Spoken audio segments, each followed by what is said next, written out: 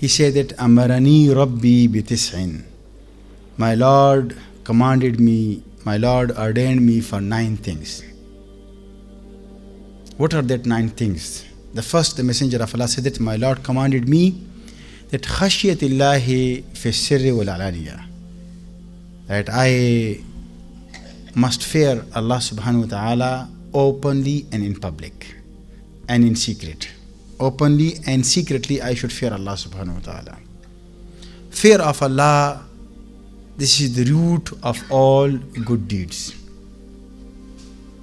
If a person is fearing Allah subhanahu wa ta'ala in public, while he is in the people, amongst the people, in front of the people, and he showing that he is fearing Allah subhanahu wa ta'ala, but when that person is in his private, in secret, nobody sees him, and he disobeys the command of Allah, this is the biggest sin. This is not fear of Allah. And the Messenger of Allah said that my Lord commanded me that I must fear Allah openly, publicly, and in secret. And there is a hadith, the Messenger of Allah said that the people who they are in public, they fear Allah. But when they are in secret, they are in private, they cross the limits of Allah and His Messenger. They cross the limits. So Allah subhanahu wa ta'ala will destroy all their good deeds like a dust. فَجَعَلَهُ هَبَاءً مَنْثُورًا. And Allah subhanahu wa ta'ala will make it like a dust and fly in the air. Their all good deeds will be like that. So this is the advice for us as well, that we must fear Allah subhanahu wa ta'ala in public and in our secret. وَكَلِمَةُ الْعَدْلِ, the second, the Messenger of Allah said, وَكَلِمَةُ الْعَدْلِ فِي الْغَضَبِ وَالرِّضْوَةِ.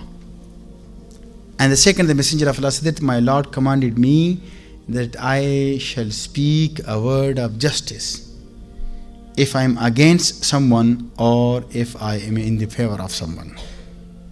That's mean that lots of people, when they have friendship with someone, they ignore their mistake, and whatever they do, they just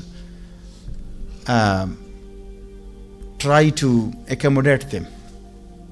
They're not doing any saying of justice against them because they have a friendship with them.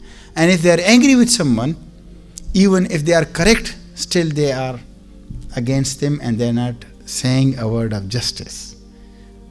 The Messenger of Allah said that my Lord, Allah subhanahu wa ta'ala commanded me that in all the condition, if I am in a favor or in friendship of someone, I am happy with someone, or if I am angry with someone, in both conditions, I must say a word of justice. And Quran says that i'dilu, do justice in each and every matter. And this is near to the taqwa, the God consciousness, the fear of Allah subhanahu wa ta'ala. The third, the Messenger of Allah said that وَالْقَسْطِ فِي الْفَقْرِ وَالْغِنَى, and I must follow the middle path if I am rich or poor. If a person is poor, he must try to follow the middle path. And if a person is rich, he must also follow the middle path. That's mean Allah subhanahu wa ta'ala is commanding us that we should not exceed the limit, not be stingy or miser, nor be wasting the resources. Because Quran says that إِنَّ الْمُبَذِّرِينَ كَانُوا إِخْوَانَ الشَّيَاطِينَ وَكَانَ الشَّيْطَانُ لِرَبِّهِ كَفُورًا. Those people who are spending in waste, they are the brothers of the Satan. And Satan was ungrateful towards his Lord. So whatever we are using, we must follow a middle path in that.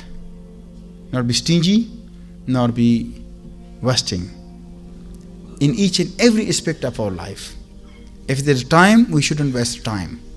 If it is water, or food, or money, or resources, whatever we have, Allah subhanahu wa ta'ala granted us we must use it properly. And we should follow the middle path. And in another hadith, the Messenger of Allah said that, Ma'ala man iqtasada.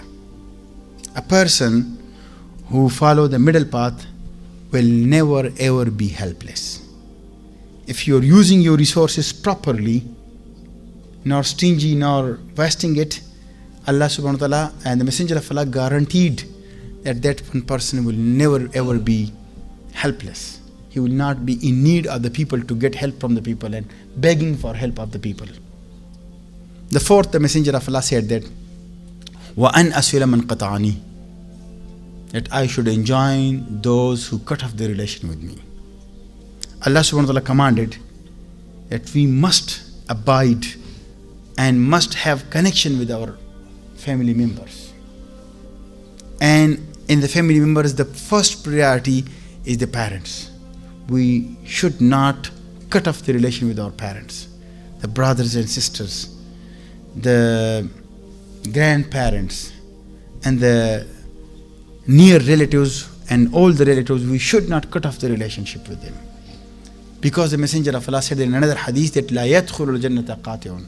A person who is cutting off the relationship will never ever be able to enter to paradise.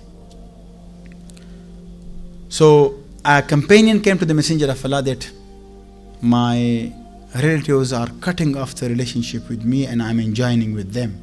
The Messenger of Allah said to him that you need to continue. If they cut off the relationship with you, you have to enjoin with them. This is commanded by whom? By our Lord.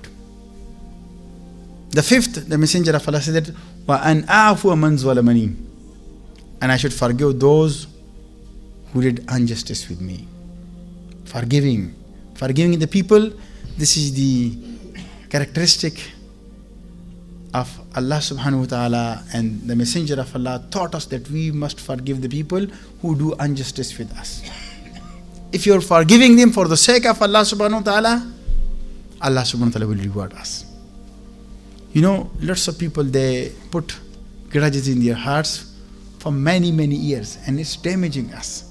If you just forget about them, forgive them for the sake of Allah, Allah subhanahu wa ta'ala will forgive us. So, وَأَنْ أَعْفُوَ مَنْ ظَلَمَنِي, we should forgive those who did injustice with us. وَأُعْطِيَ مَنْ حَرَمَنِي, and we should give to those who deprived us. The Messenger of Allah being commanded by Allah subhanahu wa ta'ala that I shall give to those who deprived me. When they have a turn, they deprived us. But when we have a turn, we shouldn't deprive them. We need to give to them. And the seventh, the Messenger of Allah said that وَإِن يَكُونَ صَمْتِي فِكْرًا, when I become silent, when I'm not speaking, I should think and ponder about the universe of Allah subhanahu wa ta'ala. I should thinking about the creation of Allah subhanahu wa ta'ala all the time.